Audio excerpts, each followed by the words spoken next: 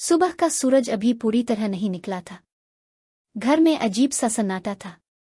सलम किचन में खामोशी से नाश्ते की तैयारी कर रही थी, मगर आंखों के गिर्द रात भर के जागने की थकन साफ झलक रही थी। जुबैर हाल में बैठा परेशान था। एक तरफ शर्मिंदगी और पछतावा, दूसरी तरफ आने वाले तूफान का खौफ। इसी लम्हे नोशी कमरे से निकली। इसका हुलिया बिखरा हुआ था, मगर आंखों में वही जिद और जुनून जल रहा था। वो आहिस्ता आहिस्ता चलती हुई जुबैर के सामने आ खड़ी हुई।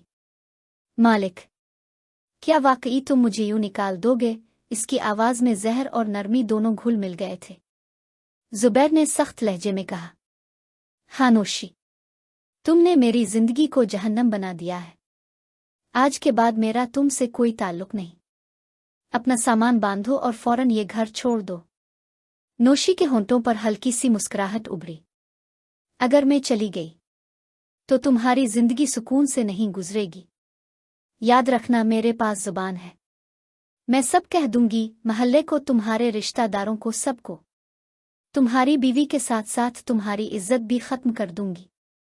सलम किचन से निकल आई। हाथ में चम्मच था, मगर लहजा किसी तलवार से कम नहीं था। अगर एक लफ्ज भी जुबान से निकाला तो किस्म है मुझे, मैं तुम्हें ऐसे अंजाम तक पहुंचाऊंगी कि दुनिया याद रखेगी। नोशी हंसी, आंखों में आंसू लिए।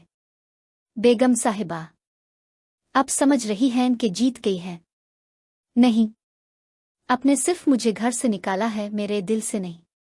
मैं जुबैर की रगों में उतर चुकी हूं। एक दिन वो खुद मुझे ढूंढते हुए मेरे कदमों में आ गिरेगा।